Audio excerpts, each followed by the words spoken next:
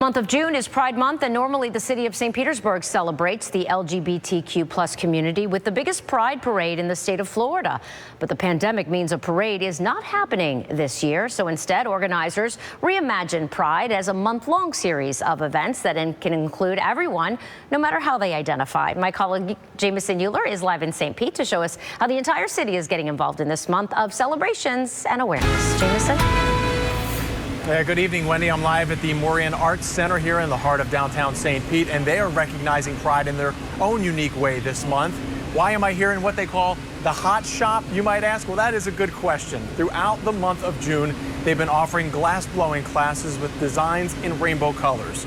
You should see some of the stuff they have created here in their gift shop. It is really cool. Just one way that Pride has become even more visible in our Bay Area community. And by the way, coming here is free with your ticket to the Chihuly Museum right next door. All throughout St. Pete, places like the Moran Arts Center transform when June comes around. And throughout the next 90 minutes, you'll hear from some very diverse voices in the LGBTQ+ community about what this kind of recognition and acceptance means to them, plus the impact Pride Month has had on St. Pete, as well as beyond. Wendy, as you mentioned, for the health and safety of everyone, Pride has stretched out this year over 4 weekends in June, but there are still events all throughout the city of St. Pete. Just today, Pride organizers put a special emphasis on the Edge District here in St. Pete. Several local businesses and restaurants offered discounts, giveaways, and more. A rainbow-colored windsock marked which businesses took part. Just this week, organizers told me having Pride last the entire month makes it even so more people can participate. The goal is to have something for everyone all month long, right? We really truly, as an organization, are striving to be as inclusive as possible. So we're trying to do something where there's really something for everyone, where there's an ability all month long to celebrate. And that St. Pete Pride board member says the goal for next year is to bring the famous Pride Parade back. And while many have missed that big 3-day party of years past, many business owners are liking what they see this time around.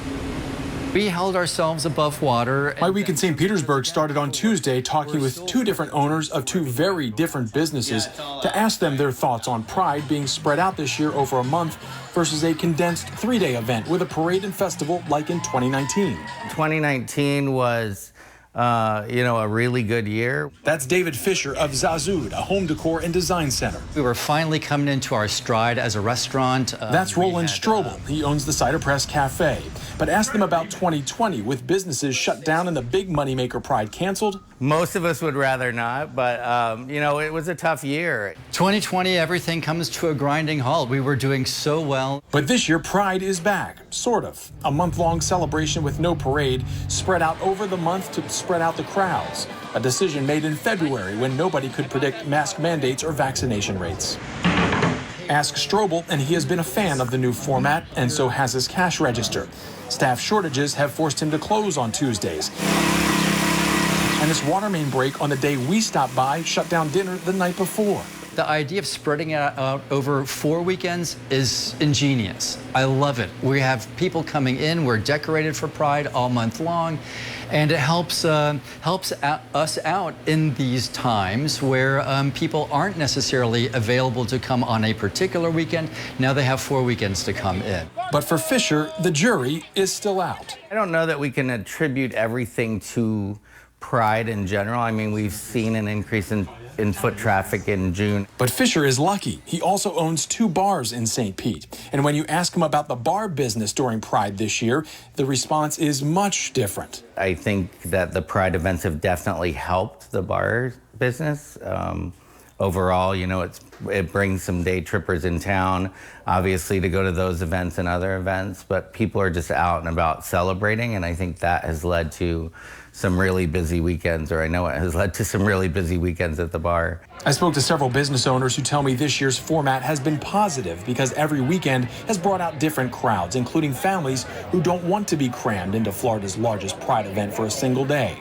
Jim Nixon is the LGBTQ liaison for the mayor's office. Having that month-long spread I think it makes it available to people that normally wouldn't do the crowds of a parade with 260,000 people. But what about 2022, the 20th anniversary of Pride in St. Pete? Can they incorporate this year's format into next year, with it all culminating in the traditional parade and street festival? For business owners, they sure hope so. It's been a great thing, and I really hope that they continue this again for next year. I think it could still be a month-long celebration that just happened to have multiple events throughout the month, and it culminated with a big parade at the end.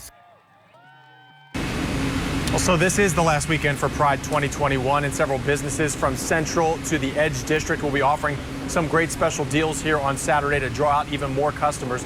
Saturday is also when there will be a big fireworks display along the waterfront to wrap up the month of festivities. As I mentioned there, the big question everyone is asking now, what about next year, the 20th anniversary? Can St. Pete Pride incorporate the big parade of years past with a hybrid of what they did this year? So I took that question straight to the president of St. Pete Pride, Nathan BRUEMMER. He told me he loves how this year has turned out, and the positive feedback makes him want to do it all next year. The question's been asked, do we do it all plus the parade? I don't know yet, but the feedback's been great, and if we've got a big enough team and the support from the community and from our sponsors, you know, we'll find a way to do something really extraordinary next year. In the meantime, we've got a full list of the St. Pete Pride events that are happening that are left for this year. It's on our homepage right now at abcactionnews.com, so it's easy there for you to find. Of course, we